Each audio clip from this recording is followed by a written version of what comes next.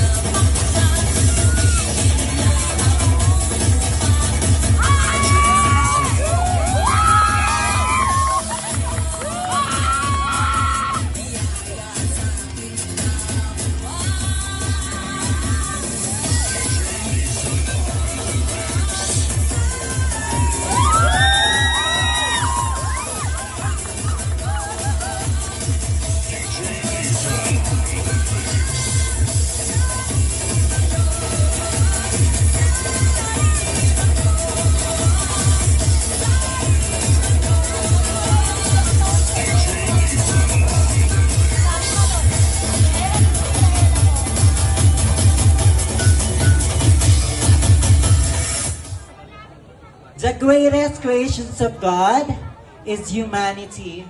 Me are also part of our creations of God, whether you like it or not.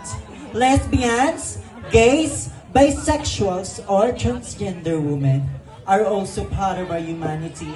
Dito ho sa ating mundong ginagalawan, kailanman ay hindi ho naging pamantayan kung gaano ka man po kaganda o kung gaano ka man po kapangit. Hindi ka man nabiyayaan sa pisikal na kanyuan, huwag ka humabahala aking kaibigan.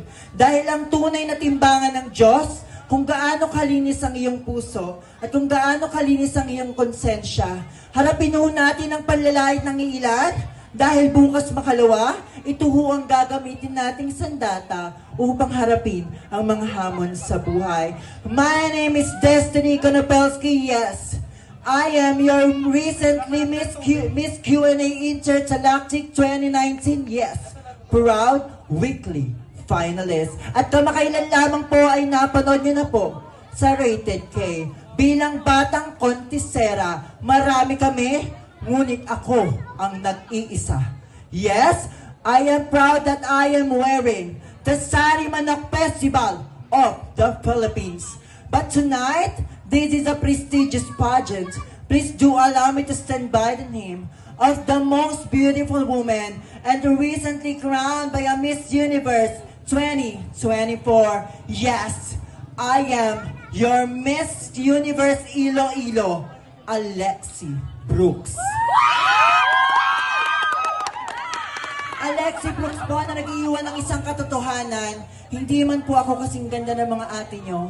Hindi rin naman po ako kasing sexy ng mga nanay nyo. Malay mo, ako ang kumpare mo. Thank you so much.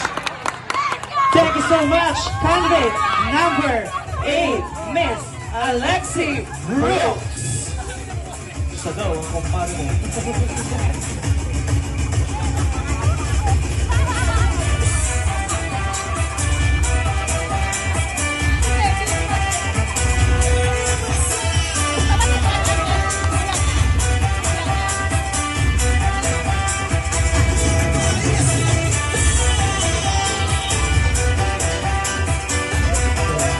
Okay, next, ladies and gentlemen, let's give a round of applause for our candidate number 9.